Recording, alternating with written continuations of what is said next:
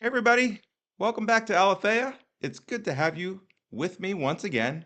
My name is Alex, and I am your grateful host, and I really appreciate you joining me today. And I would just ask you one thing before I get into what I have to say. Please like this video and hit that subscribe button and comment below.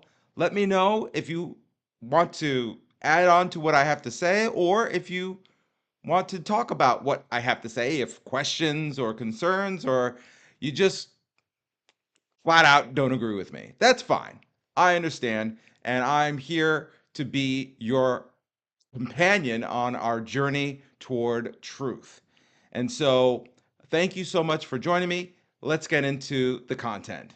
Really, what I wanted to say today is from my heart.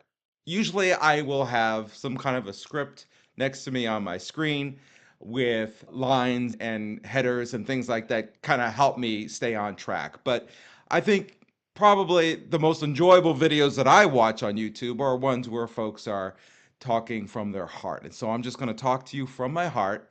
And I hope that you receive this in a way that is a blessing to you.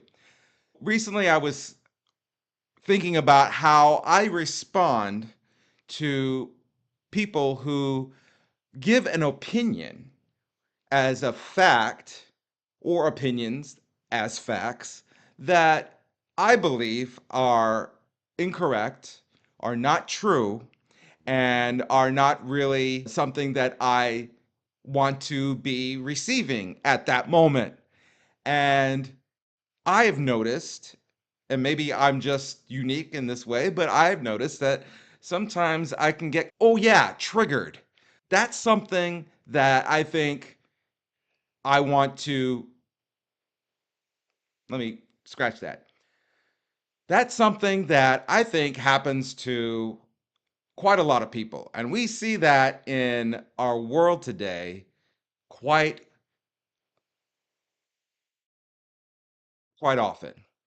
And so, what I want to do is talk about how we should respond to being triggered. And more specifically, I want to talk to you about how I try to respond when I feel triggered. So, feeling triggered is a emotional response. A usually it's a very intense emotional response to someone else's opinion or fact statement that we find to be patently false. And usually these are statements that contradict something that we believe very strongly in our hearts. And one of the things that I would like to grow in as I journey on this path toward truth is how I manage the emotional response or responses that I feel when someone is saying something that triggers me.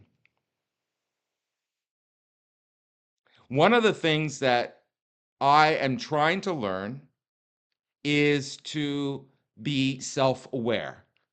When I am receiving input that is negatively affecting my emotions, and making me, let's just say, angry. I think that's the main emotion that comes out of being triggered. I use that as an opportunity to self check and to recognize the fact that, boy, this is making me angry. And that's something that it's not always easy for people to do. And it's not something that you're just going to do on the fly at the drop of a hat. It's something that you have to practice. You have to make it a daily part of your life and lifestyle. Make it a habit to do a self check, no matter what you're feeling, no matter where you are, what's going on. You could be at the beach, lying in the sun, feeling the sunshine tanning your skin and hearing the sound of the waves, and this might be something that you really love to do, take that moment when you're resting and relaxing to do a self check and say, how is this making me feel? Try to put it into words. You don't have to speak it out loud. Just in your mind, say, wow, I really feel relaxed. And I really love how the breeze feels as I'm laying here in the hot sun. I'm so grateful that I have this opportunity to enjoy God's nature and to feel blessed. Other times you can be waiting in traffic and you are wanting to get to your destination and you're feeling anxious. That's a good time to stop and recognize it and just take inventory of how you feel in that moment. How is that making you feel? And putting this self-reflection and self-awareness into practice every day will go a long ways to toward helping you to respond in a more appropriate way when you are feeling that you're being triggered by something. And so that's something that I would highly recommend that we all take seriously. This regular habit of doing a self check, addressing in our hearts how we are feeling in a moment, and then saying, oh, I feel angry. This is something that is triggering me. Why is that? What is it about what I'm experiencing now that is triggering me? Be honest.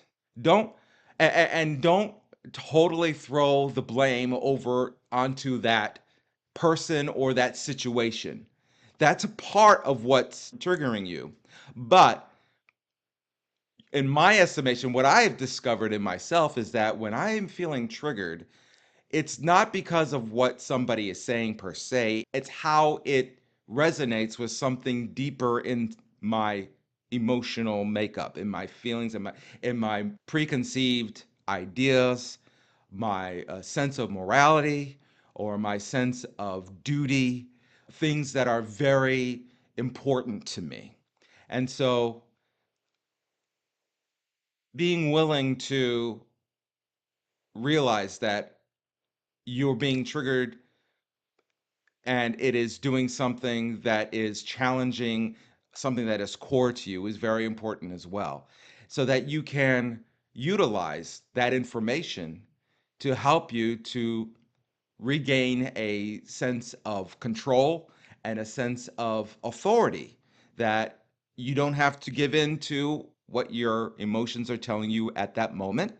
You don't have to respond in a way that is negative, that you really want to in your emotions, but you can respond calmly and with dignity and respectfully to someone.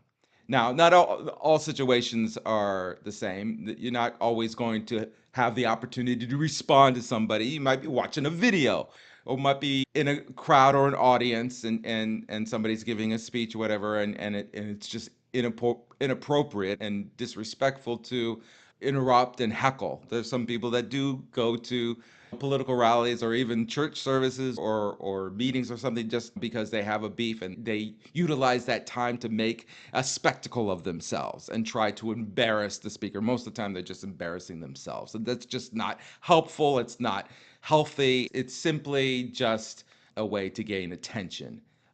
It's selfish in that regard. But I would say that when we have an understanding of how we're feeling and where that feeling comes from, we can be we can start to regain a feeling, a sense of control, and then we can respond to the opportunity that this moment is giving us in order to solidify or to reassess our deep felt feelings of truth, what we believe to be true. And this is the next step that I try to take in my response to being triggered. And that is Whoa. So somebody's saying something that I don't believe. How would I respond?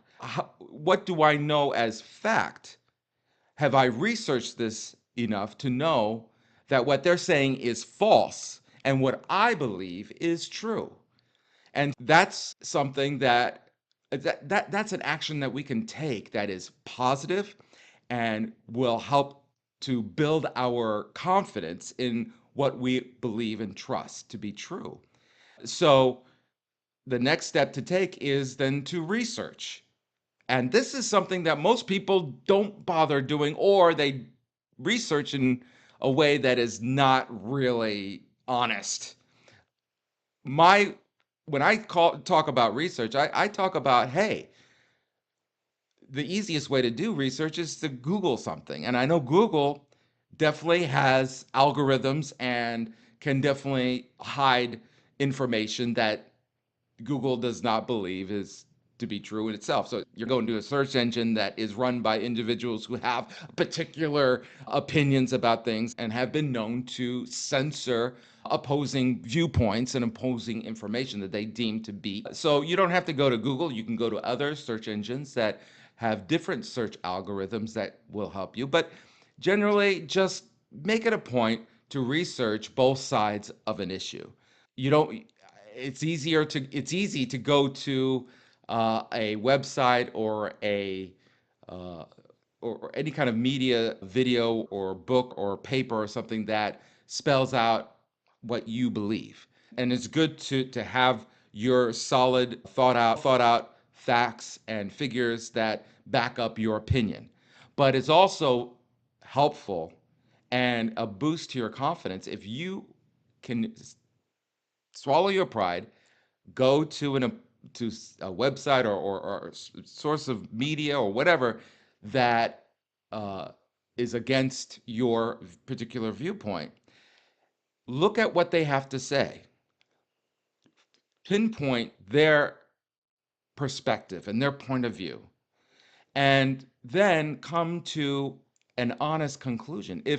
And this has happened to me a few times, I will get very upset when I hear someone's very odd opinion.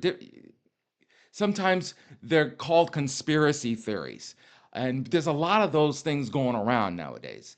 And I have always had this sense of I distrust conspiracy theories, but it was only recently that I started to challenge myself to look into where these conspiracy theories come from and is there any point or points of validity that aren't addressed by my side of the issue. And come to find out there are quite a lot of things that I used to believe were true or not true that I'm at that point where I'm not sure either way, or I've realized, oh my goodness, I didn't know all these things. I need to change my opinion. And that's not always easy to do because we cherish our opinions and our ideas very strongly. And it's hard to admit. For me, I've got pride. I think we all have pride in some form or manner. But like I said earlier when I started this channel, that I'm trying to live by the motto of I don't want to always be right. I just want to not be wrong. And the difference is I I've got to do research to make sure that what I believe is right and not wrong. And if I find out that what I believe is not well founded as I had supposed, and that the other side of the issue raises some very good points, then I need to be honest enough and humble enough to say, you know what? I need to take a second look at this and I need to ponder these things. And always say it's all right to not know the answer. Most of the things that we think that we know for a fact, really, we should, if we're all being honest, we have to say, I believe this way, but I don't know for a fact that I'm not sure about putting all my eggs in this basket. So we have to be honest with ourselves and realize we don't know it all. We're finite, limited human beings. And we're on a journey. This journey toward truth is itself, it's a journey. It's something that we have to recognize is not going to have an ending, really, even to the day that we die. We have to always be searching and growing. That's our purpose in this life. That's why we have been given breath to breathe and life in our lungs. It is to search out the unknowable things of God or the deep things of God. We're not going to know all the things, but we need to desire to follow after him. It is the trick of the enemy of our souls to tempt us into believing that we have it all made. We've arrived and we know everything that there is to know. And this is something that I see quite prevalently when I come across people who comment from a perspective, a humanistic perspective, a secular perspective, especially atheists and agnostics. Not agnostics so much. They, at least they're honest enough to say, I don't know if there's a God. But atheists tend to have a very confident, entrenched opinion about God and about opinions about the world, and it all has to it's all aligned with their anti-God sentiments, and they will not consider evidence that might point to the Bible being true or there being a God, the existence of a God. They're just completely entrenched in their dogma and their position, and they're not going to be let go. They're not going to let go of that. And those are folks that we have to let be and let God deal with them and handle them. Believe me, God loves them more than we could ever love them or want them to come to Christ. They are on their own journey, and mostly it's probably it's because of church hurt or hurt in the family or just pain and suffering that they have experienced early in life. It's not That's not the case all the time. I am aware of that, but it's usually an emotional thing. It's an emotional response to stimuli around them and what's going on with them. But anyway, we're getting off the point. So we need to make sure that we are willing to change our position. The last thing that I would say that we need to look at in our triggering event is, why is this thing triggering me? Why is this opinion triggering me? And is it important enough for me to expend time and energy to attack their position and defend my position? Is this something that that touches upon my core central beliefs and understanding of the world around me, of ethics, of morality, if you're a Christian, salvation? What So we need to gauge whether or not the position that we take, the topic that we take on this position, is actually worth our time. I had somebody very close to me who I love, and it's a good friend, but took a position about the shape of the globe that I just did not believe in, and it triggered me because I love and respect them. It triggered me initially, and it made me upset. How can you believe this? But I went through these steps. I recognized that I was getting upset. And why am I getting upset? Well, because I didn't know how to respond. I didn't have any facts in front of me and to counteract their questioning and the logic that they were going to. And admittedly, they were just saying they were interested in it, and it's not something that they actually believed rock solidly, but they thought that the opinions of those who believe that the earth is flat had validity. And there was questions like, where are the answers for these things in the traditional scientific community? And so I realized that if I want to be able to counteract this, then I'm going to have to do research and find out some facts for my position so that I can get back to them and let them know and give them more of a rounded understanding of this, but the issue. But then I had to stop and realize, you know what? Does this issue that my friend believes or is researching, is it something that is worth my time trying to defend, am I going to be glorifying God and am I going to be just wasting my time doing all this research into something that it's not like this person is, you know, in danger of slipping away from Christianity, or it's going to affect anybody's life. It's just something that they believe. And most of the things that we get so upset about are simply just beliefs that really don't have any they don't have any relevance to the most important things that we should be concerned about in this life. And so we're wasting our time if we're going on to comment sections spouting hateful rhetoric to people who have differing opinions than us, wasting our time, wasting our energy, and not actually doing something good with our life. That's not really healthy. It's not emotionally healthy. It's not spiritually healthy.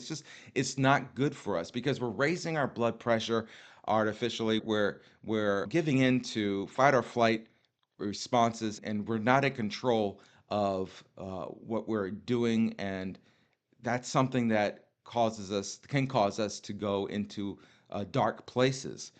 And it's not important. If it's something that has to do with life or death, absolutely, these are things that we need to make sure that we are addressing and that we are responding to properly and doing and spending that energy and time in responding to, such as somebody wants to get an abortion or they want to be euthanized or whatever. These are very core issues of life and death that definitely need to get our attention if possible. But conspiracy theories, things like that, these are just side issues that really don't have that much of a importance in who we are and our relationship with other people and with God. They're really like rabbit holes, and we don't want to be going down rabbit holes in our life. So I hope that this video has helped you to be circumspect in your interactions with others. If this has helped you, if you have a response, if you have any comments or questions, please, like I said earlier, send, give us a comment. Give us a comment. Let us know how you feel, and we would love to have a conversation. God bless all of you, and I'll see you again next time.